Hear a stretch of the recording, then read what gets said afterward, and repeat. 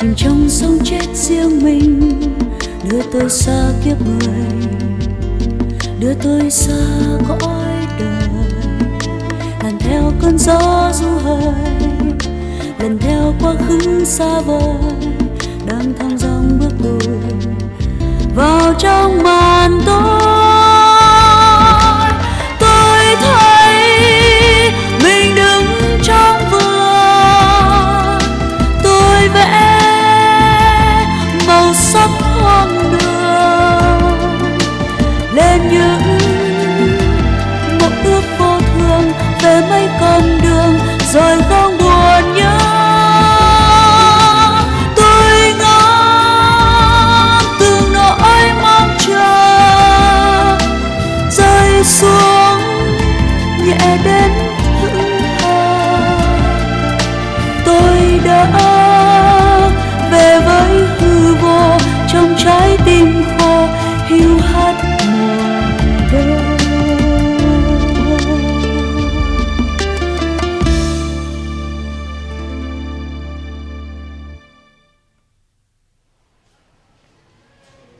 Tôi rất hoan nghênh việc ban giám đốc phân công bác sĩ Hùng làm phó giám đốc trực của bệnh viện.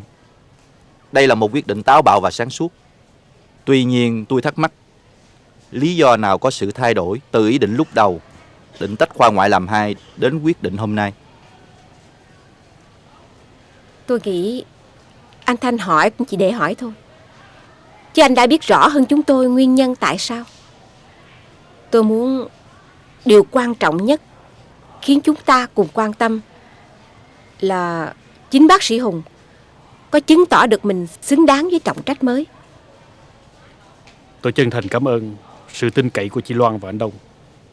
Tôi xin hứa sẽ cố gắng hết mình để không phụ lòng tin của ban giám đốc.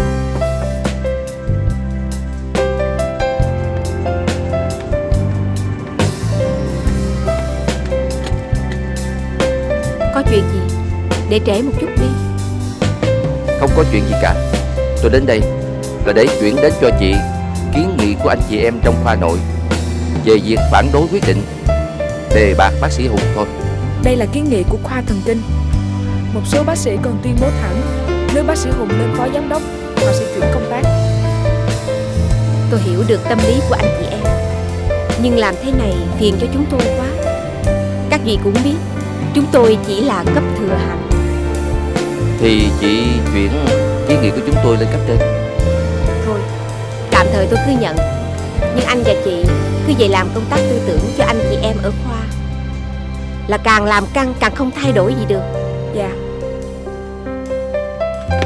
Tình hình trong khoa vào lúc này rất nhiều phức tạp, chị phải hết sức kiềm chế, đừng để bị lôi kéo vào sự kích động. Em hiểu mà chị Oanh. Ủa, tôi tưởng cô Oanh đang mổ ca cấp cứu. Ca nào? Sáng nay đâu có ca cấp cứu nào.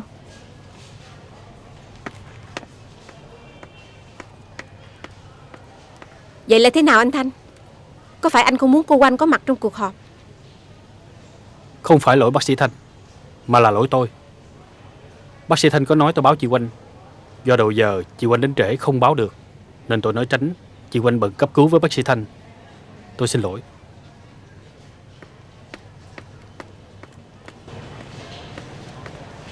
Vậy cô Oanh vào họp luôn đi. Xin lỗi, đằng nào cũng đã vắng mặt rồi. Tôi và chị Bình đang lỡ việc với bệnh nhân, mong chị thông cảm. Tôi hiểu. Chào bác sĩ.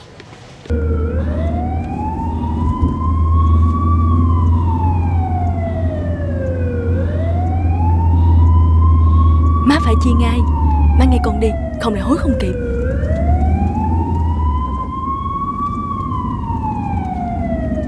Các bác sĩ đã quá vất vả với ba tôi, xin bác sĩ hãy cầm một chút đi để bồi dưỡng. Cảm ơn bà. Xin bà hãy cất giùm đi, chúng tôi không lấy đâu.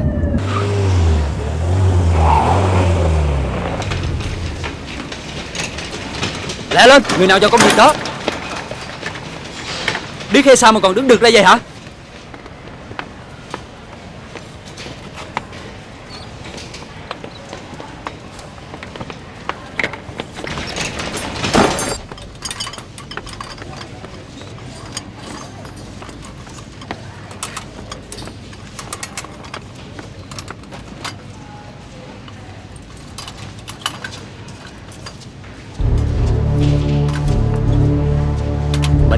của bệnh nhân.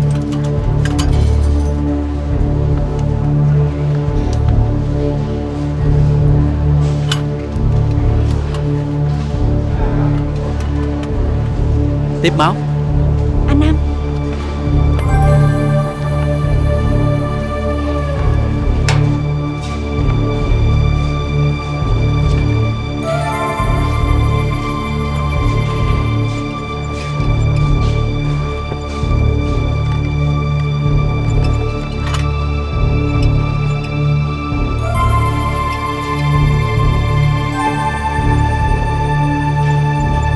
Anh Tạo, tim đập lại rồi. Tiếp oxy.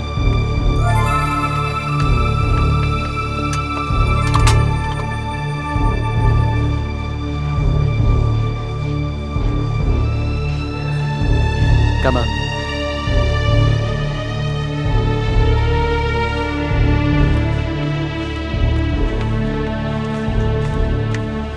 Qua cơn hiểm nghèo rồi, xin bàn giao lại cho chị.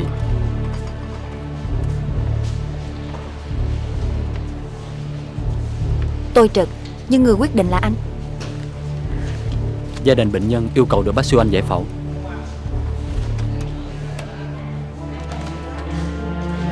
Cả vinh dự lẫn trách nhiệm đều thuộc về chị.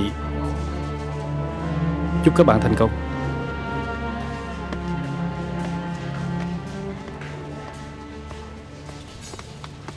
Chúc mừng anh. Mừng cái gì? Còn gì nữa, anh hứa đưa em lên làm y tá trưởng. Em vẫn nhớ giờ chờ đó nghe. Rắc rối.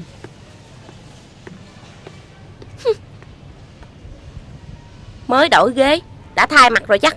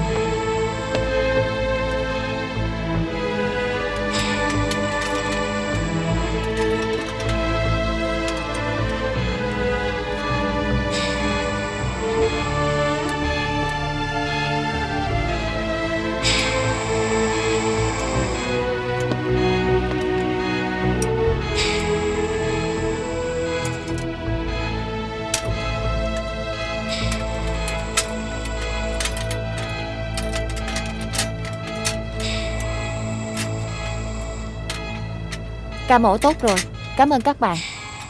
Hai bác sĩ Tạo Dân giải quyết phần hồi sức cho bệnh nhân.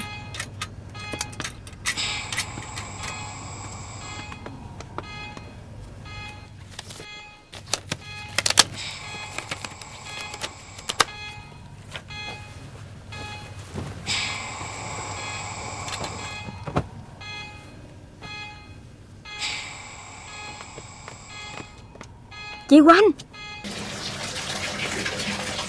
sao lại là em làm hồi sức?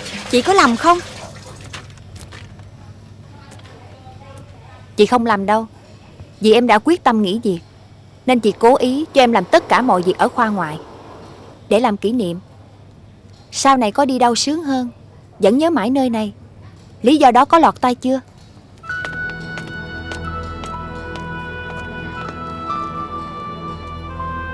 Vậy mà cũng đòi tâm lý.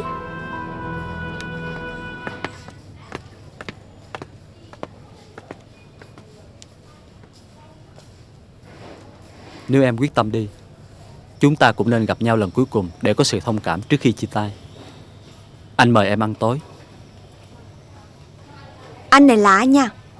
Tôi ra đi vì không muốn đội trời chung với anh, thì còn chưa chỗ nào để gặp nhau nói lời cuối cùng nữa mà hẹn với họ. Em đừng quên, đi nơi khác phải theo chế độ bác sĩ tập sự từ đầu. Trong khi ở đây, em đã làm một số công việc của bác sĩ chính thức. Cảm ơn. Đây là lần đầu tiên tôi được nghe anh đánh giá cao tôi về chuyên môn. Nhưng đáng tiếc, tôi ra đi vì vấn đề nhân cách, chứ không phải chuyên môn. Và cuối cùng, tôi đề nghị chúng ta không nên nói chuyện riêng trong khi chăm sóc bệnh nhân.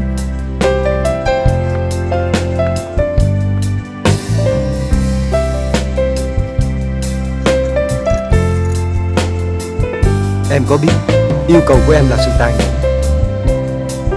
đã biến anh thành một thằng hèn. Còn đối với Oanh, không khác gì lưỡi dao đâm thẳng vào tim cô ấy. Bây giờ nếu em thay đổi, vẫn còn chưa muộn. Anh tha thiết kêu gọi em.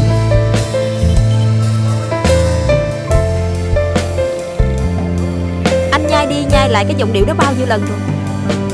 Quan điểm tình yêu của em là phải dứt khoát đen trắng, không thể có chuyện lặp lần. Hồi biết anh yêu chị ta, em nuốt hận lẻo đẻo thôi anh bao nhiêu năm trời, nhận không chỉ một mà hàng trăm nhát dao vào tim. Sao anh không động lòng?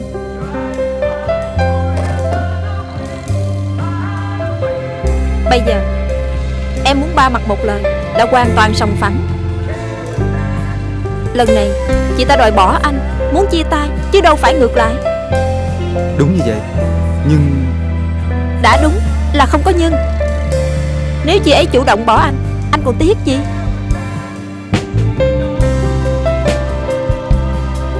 Chị ấy bỏ, em đến, em chịu dưới cơ. Lần gặp này để danh chính ngôn thuận, em chịu dưới cơ. Vậy là em lịch sự, nhẫn chịu. Lẽ ra phải trách chị ấy là người bạc bẽo. Sao anh lại nói em là người tàn nhẫn?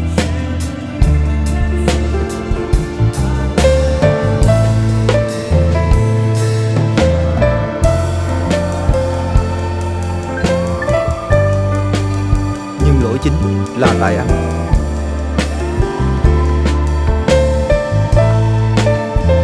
Hay là anh vẫn quyết? Thôi, không nói nữa.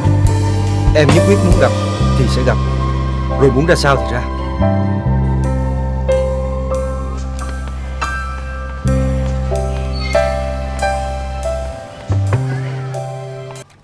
Xin mời vào.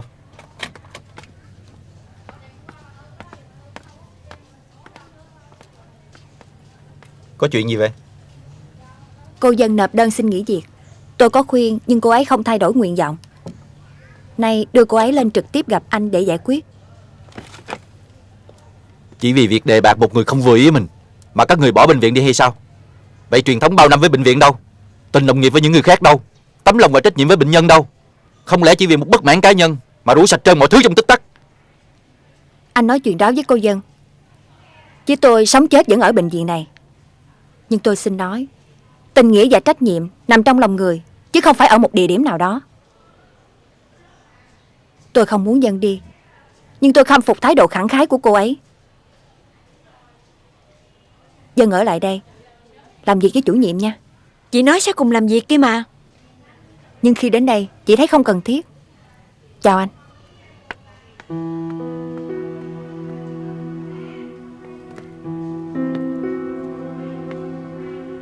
Cô nghĩ rằng trên đời này còn có nơi khác tốt hơn ở đây sao? Em không nghĩ như vậy. Em sẵn sàng đến nơi 6 gấp 10 lần ở đây. Với điều kiện ở đó, những đóng góp nhiệt tình của mình có thể thấy được sự hữu ích, thấy được tương lai tốt đẹp. Cô cần phải hiểu tôi. Từ trước tới nay, tôi luôn đánh giá tốt năng lực và nhiệt tình của cô. Bằng chứng là những công việc giao cho cô ở khoa đều là những việc đòi hỏi trách nhiệm và chuyên môn cao. Điều đó em biết. Sự thẳng thắn, bộc trực, mang nhiều chất lý tưởng của tuổi trẻ là thứ tính nết để sử dụng, chứ không phải để trọng dụng ở bất cứ nơi cơ chế quan liêu nào. Riêng ở khoa này, tôi chấp nhận và thông cảm với tính nết đó của cô. Chứ nếu ở nơi khác, người ta đã tìm cách đẩy cô đi từ lâu. Và nếu cô tự xin đi, người ta sẽ vỗ tay reo mừng rồi trải thảm đỏ. Điều đó em biết. Việc cô hết hạn thực tập vẫn không được công nhận chính thức hoàn toàn không phải tại tôi. Lý do đơn giản chỉ do cô thuộc diện thực tập tình nguyện, trong khi bệnh viện mấy năm nay không có được thêm một biên chế nào. Nếu vì lý do này cô bất mãn ra đi thì thật đáng tiếc. Xong tôi cũng đành bất lực. Thưa anh, tất cả những lý do anh nêu ra đều sai. Trước, em tưởng đây là nơi mọi người sống thật với lòng mình, sống thật với nhau. Nhưng hóa ra không phải, nên em ra đi. Không sao. Tôi rất muốn nghe cô nói thật hết những bất mãn và tâm sự của cô trong thời gian qua. Oanh, Anh còn gặp làm gì nữa? anh biết em không muốn nhìn mặt anh, nhưng Hồng không tin anh và em đã dứt khoát với nhau. Cô ấy muốn rằng chúng ta ba mặt một lời. Cô ấy đang ngồi ở quán bên kia đường. Từ người này sang người khác nhanh như vậy sao? Hiểu cho anh. Thực lòng thì anh chỉ yêu mỗi một mình em thôi. Nhưng có lẽ chúng ta... Nên anh quyết định lấy Hồng, cho xong một cuộc hôn nhân mà đời người ai cũng trải qua một lần. Bất kể có yêu hay không. Hôn nhân ngày xưa thời các cụ có coi tình yêu là trọng đâu, mà trái đất vẫn sinh sôi nảy nở. Đưa giờ sắp cưới đến gặp người tình vừa chia tay, sống trở lại thời hôn nhân của các cụ. Không ai có thể tin người đó lại là anh. Nhưng không sao, xin chúc mừng. Em bằng lòng gặp Hồng. Xong bây giờ em phải đi đón tí nị. Em đưa nó về nhà gửi, rồi chúng ta sẽ gặp. Vậy cũng được.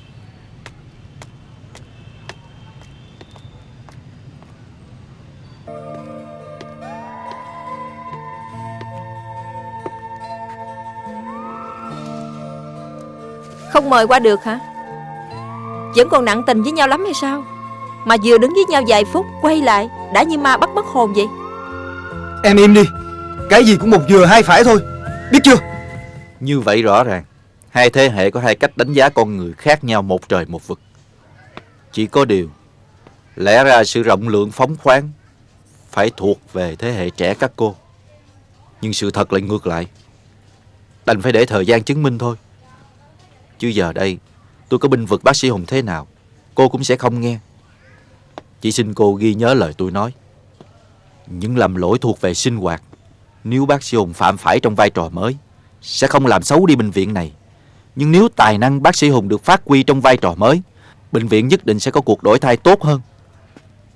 Tôi rất lạ, bây giờ là thời đại của tuổi trẻ, mà sao các bạn ít tin nhau hơn chúng tôi, những người già, tin tưởng các bạn. Theo em, những quan hệ cá nhân không hẳn là quan hệ thế hệ. Nhưng vì lời kêu gọi của anh, em đồng ý ở lại bệnh viện thêm một thời gian nữa. Em mong hiện thực sẽ lạc quan như anh nói.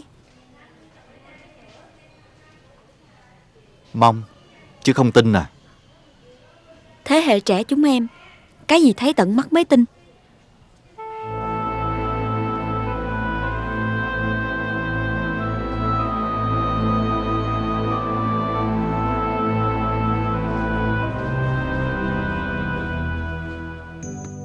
Chú ơi, đánh giày không chú? Đánh Cảm dài ơn. không chú? Giày chú mới đánh rồi. Việc gì anh phải ngọt ngào với tụi nó? Cút ngay. Đã ngồi vào tận đây rồi mà vẫn không tha là sao? Với chúng nó không thể thương được. Giả giờ đánh giày, mắt trước mắt sau. Mình có cái gì chúng nó chôm lúc nào không biết.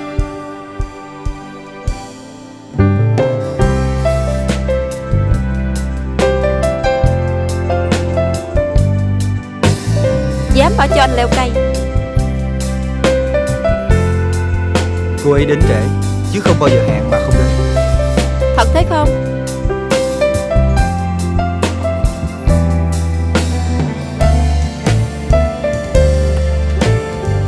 Trừ trường hợp có ca cấp cứu đột xuất. Chú ơi, mua giùm con tờ vé số đi chú. Không mua bán gì hết. Cút ngay. Ba má chúng mày để cho lắm vào, để nghèo túng rồi xua con đi quấy rầy thiên hạ.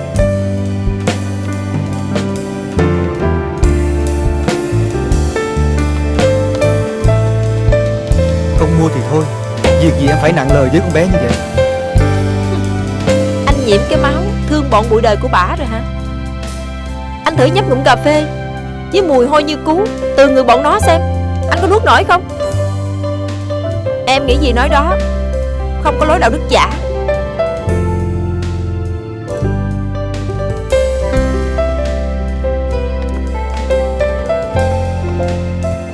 Mời mời em vào đây.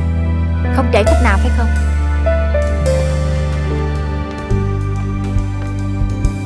Chào cô. Chào chị. Vừa rồi anh Thắng chỉ lo chị không tới. Chị ngồi đi. Chị uống gì để em kêu?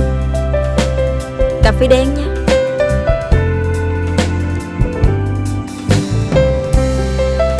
Cảm ơn, tôi không uống. Chị Oanh chỉ quen uống sữa nóng. Cho một ly sữa nóng. Dạ.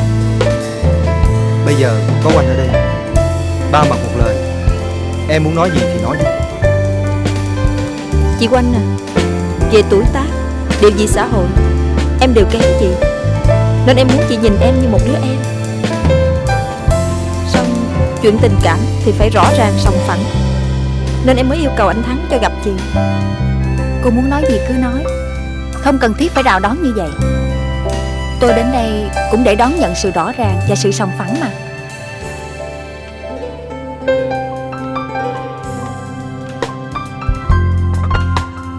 Cảm ơn. Vậy em xin lỗi trước. Có đúng chị và anh Thắng đã hoàn toàn cắt đứt với nhau không? Cô không tin anh Thắng hay sao? Nếu anh Thắng nói với cô như vậy thì sự thật đúng như vậy. Vậy chuyện em và anh Thắng thương nhau hoàn toàn không phải là chuyện tranh giành gì hết, mà em rất đàng hoàng. Vì em không muốn mang tiếng. Nếu cô cảm thấy đàng hoàng, tôi xin chúc cô hạnh phúc. Em cảm ơn chị. Chỉ có vậy thôi phải không? Anh mời em một bữa cơm chia tay. Anh đã đặt rồi. Cảm ơn. Sau này hai người có thắc mắc gì về tôi cứ hẹn, tôi sẽ đến. Miễn sao hai người hạnh phúc. Còn ăn uống thì xin thôi. Tạm biệt.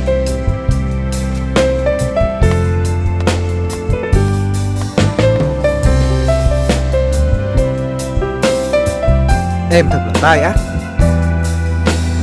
Biết làm sao được. Chuyện đàn ông đàn bà không quyết liệt làm sao giữ được chồng. Anh đã qua cầu, tội gì em không rút ván. Em thừa biết một người hay dao động như anh chẳng dễ gì quên người tình cũ.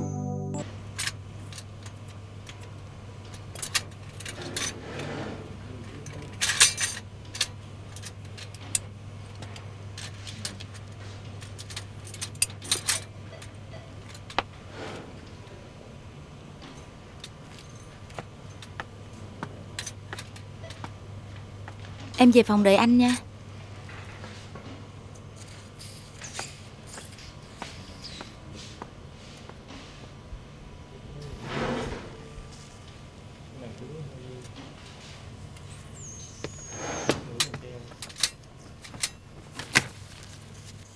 Anh đưa bệnh nhân về phòng theo dõi và làm thủ tục nhập viện. Dạ.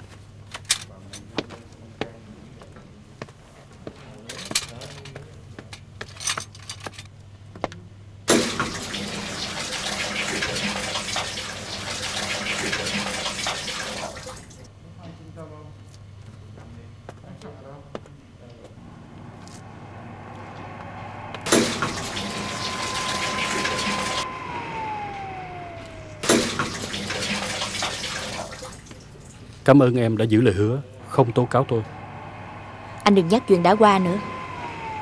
Vì nghề nghiệp và vì miếng cơm manh áo, tôi mới quay lại bệnh viện. Nhưng trên đời này tôi coi như không có anh. Chính vì em trở lại bệnh viện nên tôi không thể vô tình. Tôi không thể quên chuyện cũ. Coi như tôi vẫn còn nợ em. Xin anh tha cho tôi.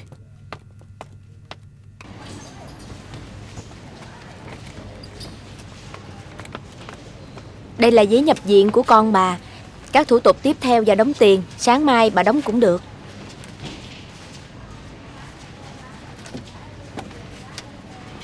Biếu cô ít tiền uống nước, xin cô cầm giùm.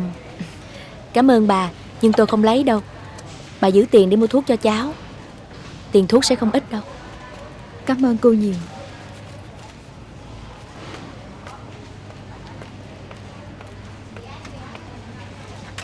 Xin chú cầm giùm cho mẹ con tôi an lòng.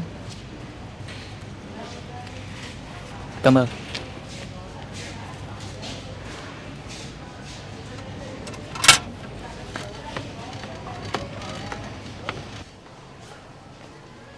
Tại sao anh lại nhận? Không nhận là ngu. Chúng nó tổ chức cả băng trấn lột bệnh nhân còn không sao. Đằng này người ta tự nguyện cho, tội gì không lấy. Chỉ sợ cái bệnh sĩ mà những đứa tôn trọng nội quy thua thiệt lép vế, nghèo suốt đời. Em không nói nội quy, mà em nói lương tâm. Rõ ràng bà ta rất nghèo. Em đừng nói đến lương tâm nữa. Anh không thể chấp nhận khi biết rõ bạn mặt bác sĩ Hùng, em vẫn không đứng ra tố cáo để hắn an toàn thăng quan tiến chức. Rõ ràng em vẫn còn dương vấn nặng tình với hắn. Em không hối hận gì về việc đó cả. Em chỉ đau đớn bởi sự tráo trở của anh ta. Nhưng em phải chịu trách nhiệm về sự ngu dại của mình. Và em luôn tin ông trời có mắt. Chưa phải nhờ đến ông trời đâu. Anh thề nhất định sẽ rửa nhục cho em. Em thấy Ả Hoa chủ tiệm vàng đã công khai đi lại với hắn. Anh sẽ bắt hắn trả giá. Em gian anh rồi mà. Anh rất thương em. Em có hiểu không? Nhưng anh phải nghe em. Không nên gây tội chú quán làm gì anh à. Tin em đi, ông trời có mắt mà.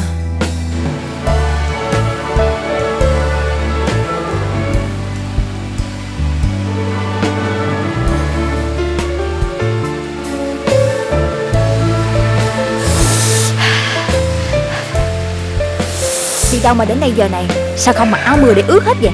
Để chị lấy đồ cho tay. Em chán đời đi lang thang, không thấy ai có thể hiểu em hơn chị. Vậy là đến đây. Thôi, vô toilet thay đồ rồi hãy nói chuyện. Không lại cảm bây giờ. Chỉ có chị với em, việc gì phải ý tứ toilet.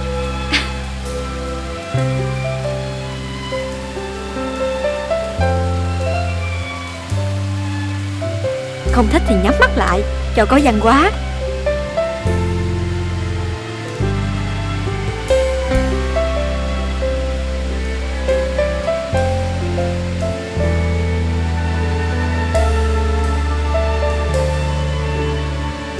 Đồ quỷ. Người mày như vậy, thảo nào thằng Tạo cứ mê mẩn như bị bùa vậy. Tối nay em ngủ đây với chị. Thích ăn uống gì không? Để em tự pha ly cacao nóng là được rồi.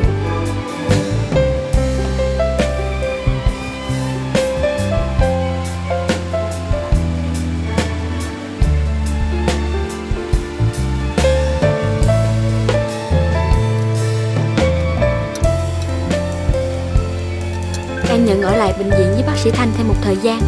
Bao giờ có người thay thế hãy đi. Chị biết chưa? Ông Thanh nói rồi. Ý của chị vẫn là em không nên đi đâu cả. Chỗ nào cũng có những khó khăn. Những chuyện nội bộ không kiểu này thì là kiểu khác. Không có một môi trường chân không nào về đạo đức và lý tưởng cho em đâu. Em ra đi để biểu lộ thái độ phản đối, chứ không phải tìm nơi tốt hơn. Riêng chuyện này chị đừng can em nữa. Vậy còn chuyện với Tạo, cậu ta thú nhận với chị là rất yêu em. Chị lại bị hắn gây mê rồi. Trong quan hệ giữa người và người, em ghê sợ nhất là sự dối trá. Anh ta ngạo mạn, kênh kiệu như một kẻ bất cần đời. Ai ngờ con người đó lại trong băng trứng lột tiền của bệnh nhân. Thật kinh khủng. Có lẽ em hạnh phúc hơn chị ở chỗ trước mỗi sự việc em luôn có được quyết định dứt khoát, trong khi chị cứ phải sai sức tìm những giải pháp khác. Sự dứt khoát cũng không hẳn hạnh phúc đâu. Mỗi lần dứt khoát là một lần cô đơn. Muốn thoát khỏi sự cô đơn phải tìm đến liều thuốc nhân nhượng. Nhưng nếu phải nhân nhượng với cái xấu, cái chướng tai gai mắt, thì chắc chắn em sẽ đau khổ. Thôi, dẹp chuyện đó đi. Chị với anh Thắng tới đâu rồi? Vẫn dùng nhằn. Bỏ phức đi. Chị cứ nghe em. Bỏ phức, rồi lấy anh em cho hắn trắng mắt ra. Sách đã dạy, đối với đàn ông, người đàn bà khi yêu thì lờ dờ, nhưng khi bỏ phải dứt khoát. Đàn ông nó mới nể.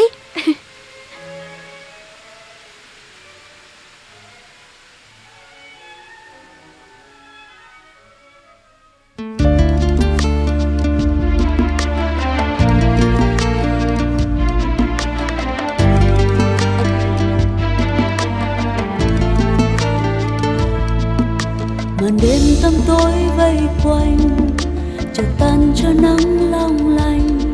Bên tôi bao tiếng cười, giang đôi tay đón mời, dìu tôi xa chốn vô mình, về vui kiếp sống nhân sinh, mang theo trong cõi lòng tình yêu cuộc sống. Yêu quá màu trắng ân tình, êm ái màu trắng bên mình. Tôi thấy nhiều giấc xuân nồng, màu sắc tươi hồng làm tim hồng ấm. Ôi nhớ màu áo thiên thần, mang đến hạnh phúc vô ngần. Yêu mãi màu trắng chân tình, là nắng mênh mông xua mất trời